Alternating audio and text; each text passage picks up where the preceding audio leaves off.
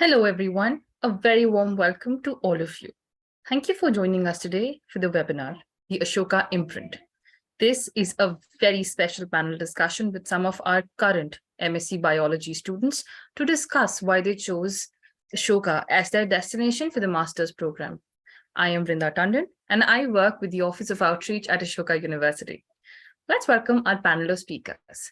We have with us Niyati Garipalli, Yogesh Pratap, and Keshav Kant Ahuja, all current MSc Biology students at Ashoka University batch of 2024.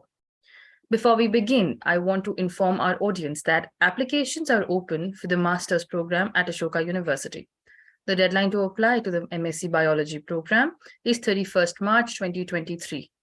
Please note that there is absolutely no application fee to apply for the master's program at Ashoka University.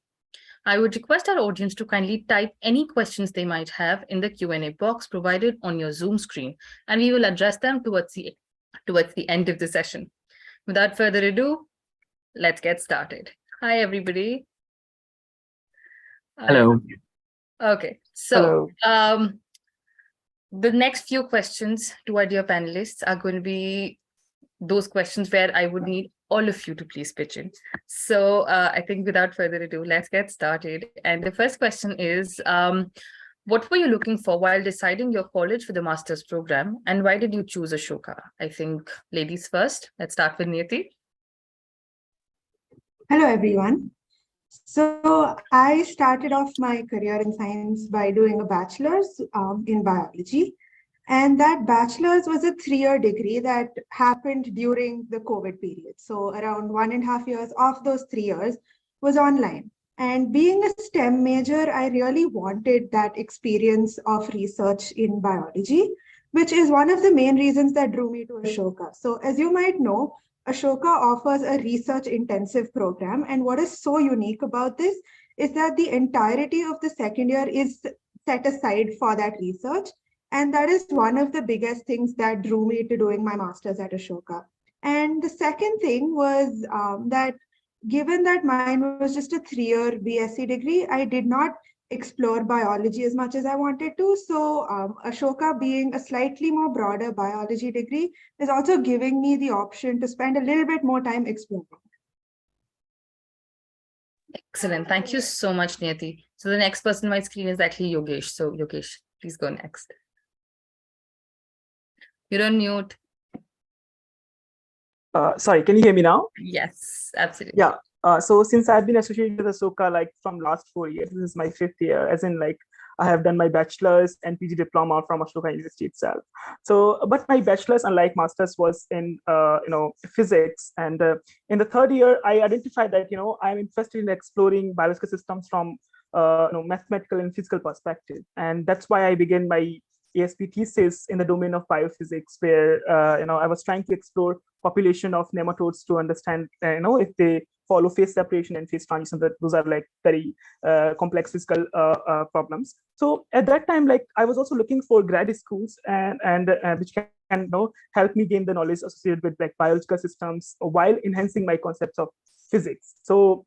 And to be honest, in India, there are like very limited colleges available that works in the intermediate platform of physics and biology. Most of them works either in physics and or biology. So luckily, I got to know that Ashoka is offering a customizable MSc program in biology. Since I was already aware that Ashoka appreciates and encourages the interdisciplinary involvement.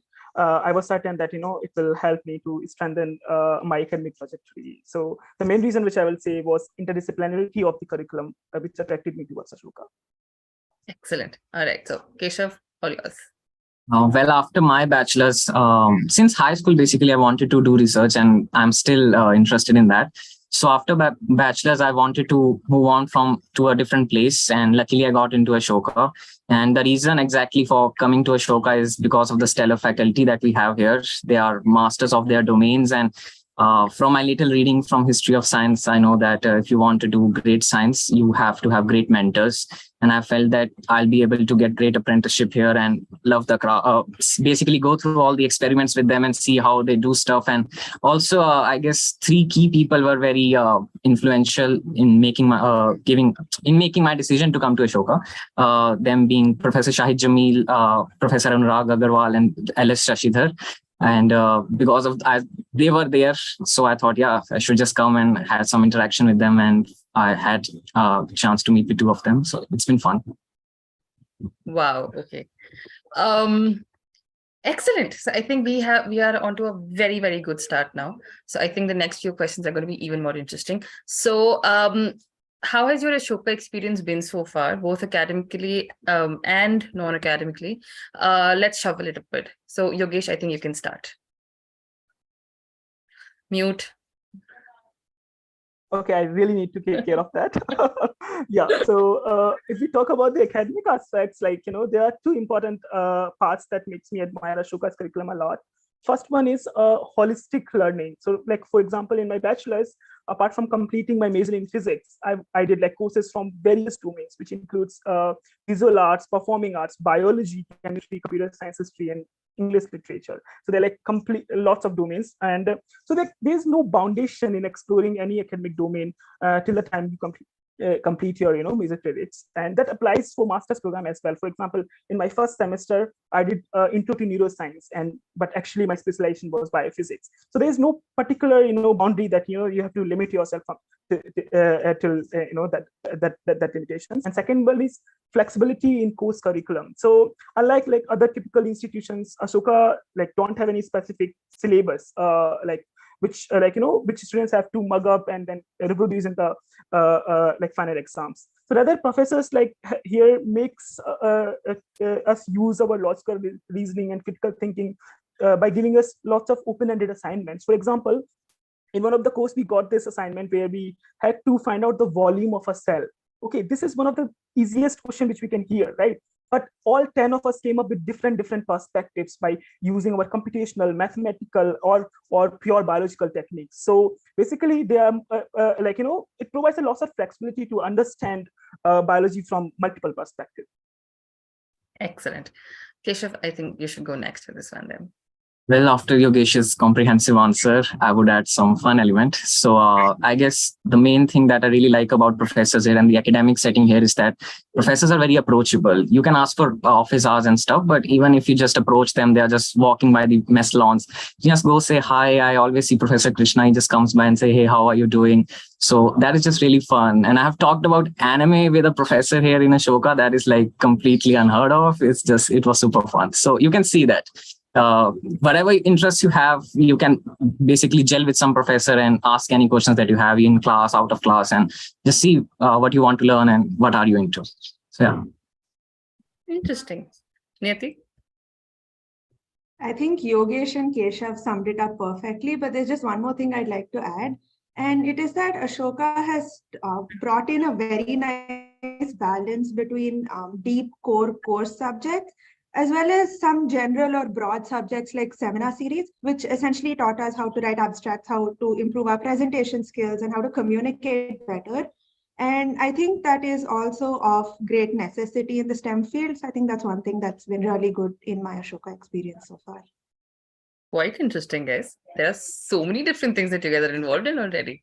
Okay, so I think with that said, let's go to the next question. And this one's actually quite interesting. So since I've had, we've already heard that you guys are really, really enjoying your course structure here, I'm going to put you people on the spot. So 1 or maximum 2 courses that are your favorite and who's teaching them? Who wants to start? I will not take a name this time. Well, I'll start. Okay. So this semester, I will talk about this semester. Last semester was also fun, but this semester we had a little bit more choice than last one. So I'm taking a structural biology course with Professor Dilip here. And it's really fun to just talk with him after the class. Even we just stop by and have half an hour conversations on how industry is working, how cryo-EM is going to evolve, what are the new technologies there. And and the other course that I'm really enjoying is obviously of my PI, Professor Subhashish Haldar. I'm taking the course which is advanced technique course on single molecule technology. So how biophysicists are now able to study single molecule and their behaviors and different parameters. So it's just, and in our lab, we have covalent magnetic tweezers, which is like just 3 all over the world. So I can just get to talk about that with Professor. So it's fun. It's amazing. Nice. I think Yogesh, you with the next one. Okay, so for me, computational and mathematical biology is one of the courses offered by Professor Sudipto Tang. So it's like understanding the population dynamics through mathematical perspective. We use multiple models like SIR model, Markov models to understand various population dynamics. For example, how if there is a deer, a herd of deer, and there is a herd of lion, how will they interact with each other, and what will be the evolution process in long term. And the second one is force and motion in biology. The name itself suggests that it is a combination of physics and biology. It is taken by Professor Anup Padmanabhan, and I'm totally enjoying that course. The reason being, I'm learning that how biology is literally intrinsically associated with physics. If you talk about developmental biology, how embryo is developing, and it is associated with the flux of proteins at different levels, and calculating MSD of various proteins. And so it's pretty much fun exploring these courses. Nice. So Niyati? Yeah, I think my favorite course so far was undoubtedly developmental biology. I'm someone who's been fascinated with cell and developmental biology for a very long time. And actually taking that course made my love for the subject just increase a lot more. And I think what I found most fascinating about the course was the section where we studied about stem cells and how you can take skin keratinocytes and generate stem cells from that. So essentially the whole induced pluripotent stem cell reprogramming process. So yeah, developmental biology was definitely my favorite course here. But I feel like given the wide variety available here, I'm sure people who join will most definitely find something that interests and fascinates them. Absolutely. I think the sort of combinations that I'm listening to here, I am not a science person, but I am still intrigued. And I know the sort of work that goes in the biology department a little bit, not much, but so yeah. Okay, so all right, so the next question, guys, I'm going to request you to elaborate a little bit whatever you're saying, because the next portion is going to be the one question that everybody is really looking forward to. Because when you talk about STEM, a subject like biology where there's a lot of research involved, what kind of research opportunities are available to biology students at Ashoka, and is there an opportunity for students to assist the faculty in their research? Okay, Keshav, I think you can begin. So you can say I was lucky in that sense that in the first semester itself that I decided that yes, Professor Haldar's lab is where I want to work, and ever since that I'm part of that lab. So I'm learning currently about cell culture, Western blotting, and there's also so in our lab we are working from single molecule technology to computer dynamic simulations and to the cell biology work. So it's like going from the precise, minute, small little world to the world of cells and organoids. So you can see that I have a whole year of thesis to do, and I'm already associated with the lab. So I'm learning all of these things. So it's like 1.5 years of just research experience, learning, talking to PhDs, being part of the lab, and getting to learn new skills and add to your CV itself. So yeah. Excellent. Niyati, I think, would you want to go next? Definitely. I think the research at Ashoka is very fascinating and very cutting edge, both in terms of the type of research that's done here, as well as the facilities that we have here.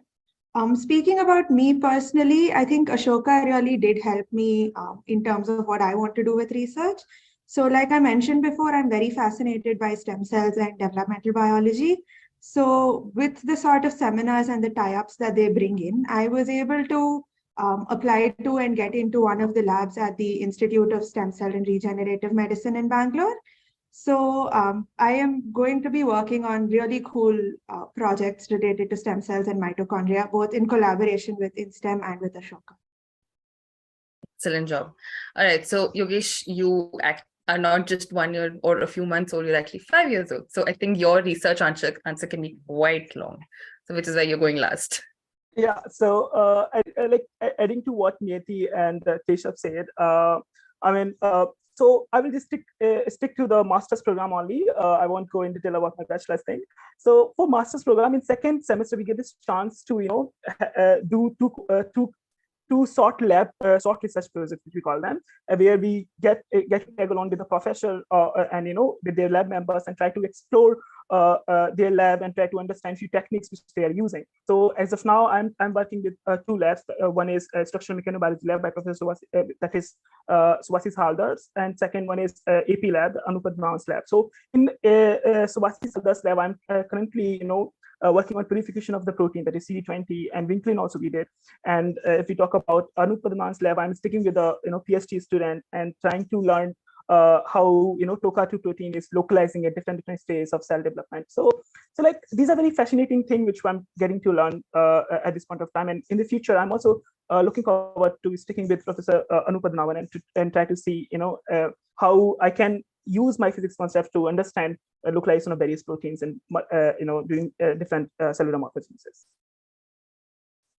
Excellent job, guys. Okay, so I actually have a question for you people now, because the sort of questions that we're getting from the audiences are a little more technical. So before we go into that, I would want you to, as an umbrella, just cover how your application experience was when you started applying, because now we know why you chose Ashoka, but we need to know how your application process went and what were the things that the students should really look at.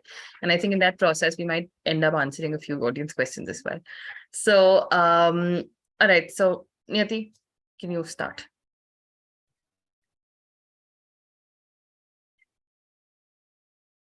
So, as some of you might know, the application at ours or the written exam at Ashoka, as well as an interview. So I think for me, the most challenging of them was actually the SOP, or putting into words exactly what I wanted to do, what my research interests were, and more about me as a person. But apart from that, it wasn't as challenging as I thought it would be. And even the interview was actually quite a nice discussion with the faculty that were there. Yes, they did ask me a few subject-related questions as well as questions on what I'd written as my research interests in the SOP, but they did make me feel very much at ease. And so it was a very good application experience in that way.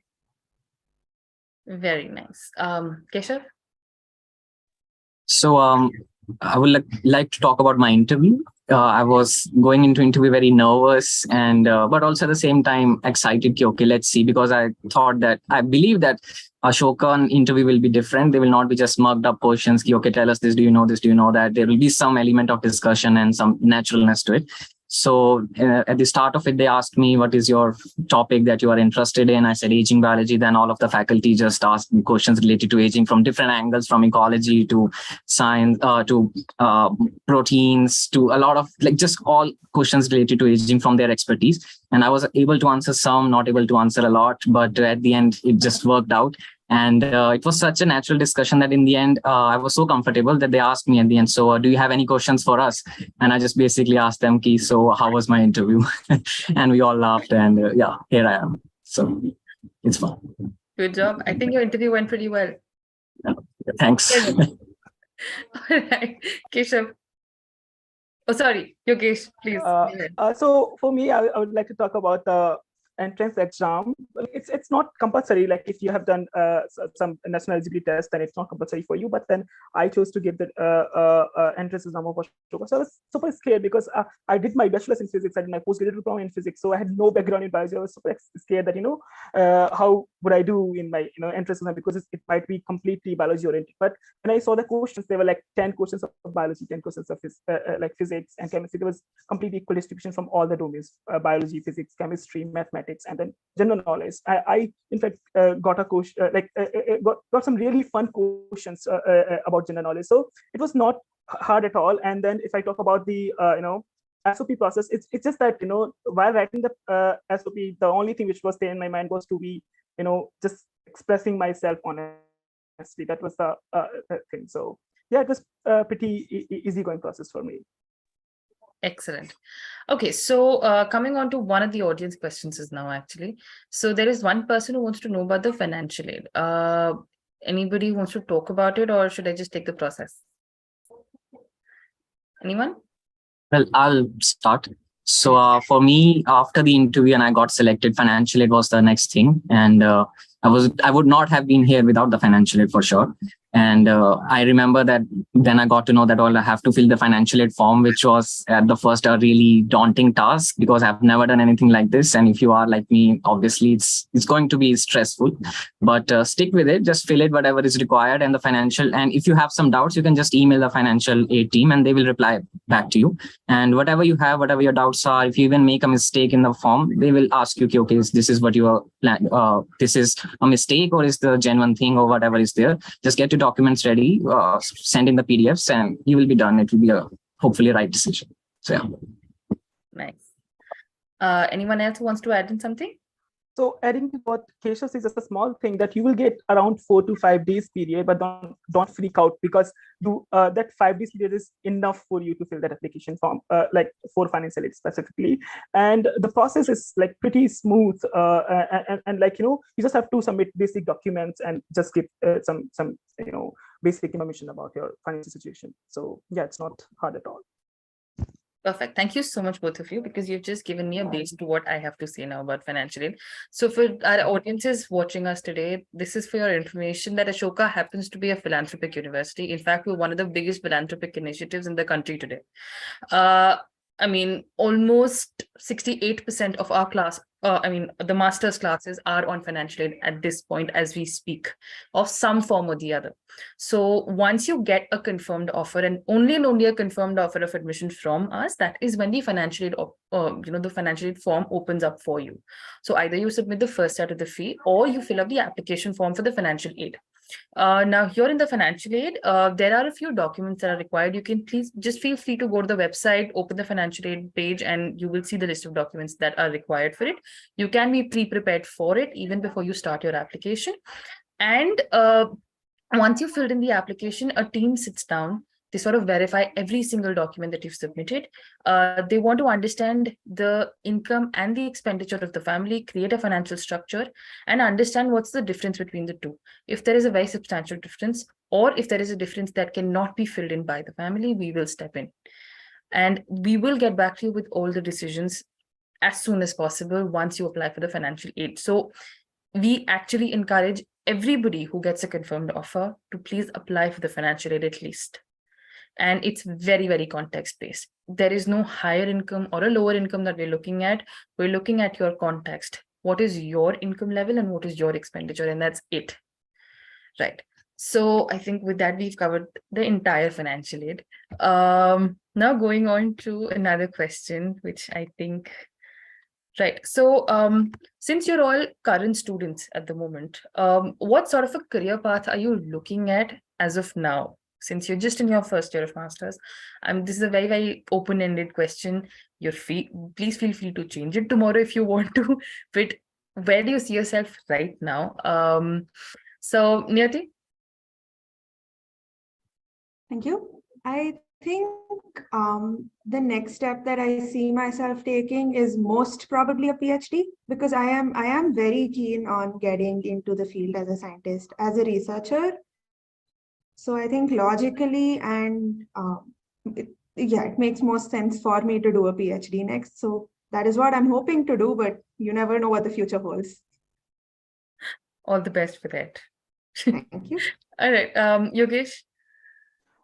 So I'm also interested in, doing my PhD in biophysics, but then I'm also open to industrial opportunities, like because directly going for PhD is not what I'm looking for as of now, but at some point I will certainly do PhD. But I was thinking, like, after masters, if it would be good if I get some opportunity about like some industrial opportunities where I can just work for like 1 or 2 years and then go to PhD for financial stability. Right. And Keshav? Well, obviously, yes, if you are in bachelor's, master's, PhD is on the cards for you, sure. But I'm not decided yet. And maybe at the end of the master's, I switch to computer programming or something. So it's there. But for now, it's PhD. Yes. Well, you'll let's not see. be the first Ashokan to do that. Trust Yeah. me, I can say this to you. Yes. Right. Okay, so this is a very because I'm a very new person to the world of biology and somebody who doesn't understand biology at length. Can anybody cover this aspect of what kind of opportunities are available after doing a master's in biology? If there is somebody who can take up this question, because you guys are moving towards PhDs, but is there anything else? As when Yogesh, you say about industrial opportunities, what kind of opportunities are you talking about? So I'll just give a quick example. So let's say if I'm going for like a specific industry, like some pharmaceutical industry or any other biomedical industry, then it might be associated with like protein purification, which I am currently learning in one of my labs. So protein purification is like a global thing, which is required in all industries. I feel like you can go in if you master this process of purification and you standardize the process of purification, then you can go ahead in that direction particularly. So yeah, that's just one example. Excellent. Thank you so much. Okay, so 1 second. Yes. So just covering another aspect. So Yogesh, you started off with interdisciplinarity, where you talked about how, interdisciplinarity, and basically all your answers are a combination of biology and physics. But is this the only base that we have at the moment? Like people coming from bio doing bio and physics doing bio, or other people coming from other departments and doing bio as well? Is there any other form of interdisciplinarity that is there? And once Yogesh is done, please feel free to add in whatever you guys want to, Keshav and Niyati. So it just happened to be that, like, I am from physics background, but and since this was our batch was the founding batch, and we are 10 students currently. So as of now, I'm only from the interdisciplinary background, but then there are multiple courses available, like computation and mathematical biology, which is not at all from physics, and there are other courses which requires expertise from computer science or mathematics, chemistry specifically, and so it's not limited to physics at all. People from multiple backgrounds can come, even from engineering background, they can come and pitch in their ideas and explore the biological systems properly. Nice. And Niyati, Keshav, you both strictly from the bio background. So is there any form of interdisciplinarity that stuck with you that you would want to talk about? Either of you can begin. I think personally, I've always been someone who's more of a pure bio person. But I mean, to add on to what Yogesh was saying, there is a lot of scope for interdisciplinarity, and the faculty here are also very open to taking in ideas of students from other disciplines and seeing how it can be integrated to what we already have here. Nice. Keshav, would you like to add something? My point of view would be, let's say, intrabiology. So even in biology itself, there are multiple subdisciplines and that are like very specialized. So in my case, I'm trying to combine two here. That is structural biology, how the protein structure is, like the techniques that we use to discover that structure, and mechanobiology, how cells are responding to stresses and shear forces that they experience in normal our body and things around. So here I am basically doing structural biology, which is a little physicsy in itself, and at the core of it is chemistry, and mechanobiology, which is of stem cells and normal biology. So I'm trying to do both of them. So it's like, yeah, intra-biology, interdisciplinary kind of a thing. Wow. Okay. I did not know this aspect existed. Trust me on this one. Okay. So going on to the next part. So of course, once we talk about, what you think about after the, doing your master's, there is something called while you're doing your master's. What about internships? Are you people looking for internships, or is the university able to help you out with internships? How does it function, guys? Anyone? I think so far there's no specific blanket sort of policy for internships. But if you have something that you found and that you're interested in, the faculty are more than happy to support you with it. And I think another facet to this is the fact that we start our thesis in the third semester itself. So we're also given the opportunity that if we wish to, we can start doing that thesis in the summer itself rather than going for an internship and coming back. But again, that's left to what the student and their mentors feel are best for for their thesis part. Nice. Right. Okay, I think one part of internships that I would want to cover is that we have something called the Career Development Office at Ashoka University. Now, the Career Development Office, what it does, it also provides you guys with internships. So for the audiences who are listening to us, the Career Development Office will reach out to you when when it's time for you to start looking for internships. They will ask you if you have any specific industrial choices that you would want to go in for, and they will reach out to these companies and they will come back with an answer if the company is open for internships or not, and they will help you out with how to apply and how to move forward with it. So that's the umbrella structure as of now. But I think you guys are still not there where you have to start looking for internships. So you will get to know about this very soon. All right. So 1 second. Let's take one more question. Oh, so there is this one question that is quite interesting. This child wants to know if there have been any, sort of difficulties that you faced while you started your journey during your academic journey here at Ashoka. So anything that you would want to add in, anything that you would want to share with the child, and how did you deal with it? That will be my question to you. I mean, was there any sort of support that was given to you there? Anybody? So I think I'll begin because I joined Ashoka after 12th class. So see, I will be honest, like for first 2 weeks, you might feel, I'm talking about the social aspect in general, when you come to Ashoka, because there are people from multiple backgrounds, although the campus is only 25 acre, but then you will get to interact with multiple people from different socioeconomic backgrounds. So it might, it's just slightly hard to just, make friends initially, but then later on, after 2 or 3 weeks, Ashoka can be like amazing place for you to explore and talk to different people. So basically, after 2 years, if you will see yourself, you will see that there's a huge personal development in you.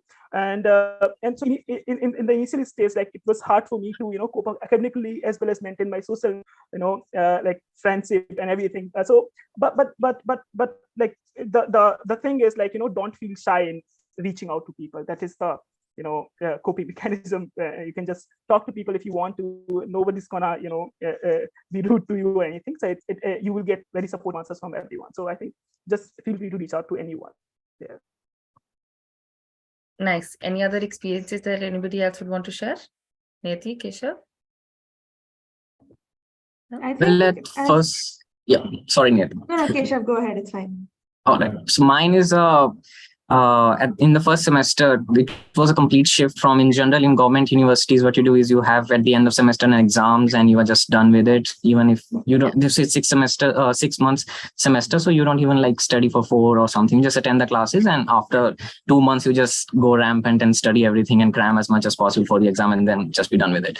In Ashoka, it's more or less assignment based, an essay kind of a thing. So where you have to be interactive, participate in the class, and write essays on the topics that professor have given. I remember in the start of the semester, a professor has given us to write a book review, which was like a completely different thing for me. So in that points, you might struggle. Okay, this is not your style. This is not how you have been, but you adapt to it. And I met Yogesh in the first few days itself. So he just kind of smoothened the whole learning curve. So you might get a little bit struggle here and there, but also professors are really helpful, and whatever doubts or things yet you have, you can just email them or talk to them, and they can ease the pain that you are going through in that sense. So. Nice. Neti? I think that was pretty much it. I just want to reiterate that Ashoka does have very good support systems, both in terms of the peer community as well as the faculty, who are very, very supportive and helpful with any challenges that people might be facing. Nice. And in this one question, all three of you together have covered the next 3 questions that I had, because those questions really just want to talk about how is Ashoka different from other universities, how a government university is doing as compared to Ashoka University right now. And there was another question about how challenging is the course. So good job, guys. I think we're covering all audience questions and nobody's going to go back disappointed today. All right, let me just go through the questions once. Yes. Okay, so there is a question on the teacher-student ratio at the moment. I think I would want to answer this particular question. The batch size right now is quite small. These are all present students, and this is the first founding batch of BSc Biology, and they all joined in 2022. So, however, for a major class, not more than 20 students can be in one class. This is a master's class, so obviously even that number is going to go lower. Right now, the teacher-student ratio at Ashoka is 11:1. And we're trying to take it lower, but right now, obviously, with everything that's going on, it's still in progress. So I think yeah, that's what I can answer. All right, let's just wait for one more minute if there are any more questions that are coming in, because you guys, the three of you have actually answered all the questions that the students had. So good job.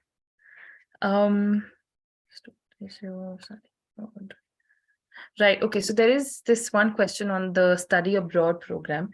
Of course, again, since you're all present students, you might not be very well aware of this, except Yogesh, because he was there for the UG program as well. But just for the audiences, there is a study abroad program. We have something called the Global Education Strategic Program Department at Ashoka University. They sort of sit with you, they understand if you have any thing that you're looking for, and then they take it forward from there. So there is ample support in that aspect as well. All right. All right. And with that, I think we have come to the end of this session. Thank you so much, all three of you. It was wonderful talking to all of you. And I think you people were kind enough to cover more than what the audiences, I think, asked for today. So thank you to all three of you for participating in this panel discussion. I had a great time interacting with you and hearing your perspectives on what makes the BSc program at Ashoka stand apart from every other course out there. We would really appreciate if our audiences could please take a minute to share your valuable feedback with us. The link for the feedback form is there in your chat box at the moment. Please note that the recording of this session is available on Ashoka's YouTube channel in case you would like to share it with your friends. And before we end the session, I would like to invite all of you to the Masters Open Day on 17th March 2023, which is a Friday. This is an excellent opportunity for you to experience the Ashoka culture, take a campus tour, and interact with faculty and current Ashoka students. Please note that the deadline to apply for the master's program at Ashoka University is 31st March 2023. I urge you to apply early and secure your seat as soon as possible. The application link is also provided in the chat box. If you have any further queries regarding the MSc Biology program, feel free to write to us at msc_biology@ashoka.edu.in. It's there in your chat box as well. Once again, thank you so much, all three of you, Niyati, Keshav, and Yogesh, for being here today. It was wonderful having you all here, and thank you for participating in this discussion. While this brings us to the end of this session, everybody take care and stay safe.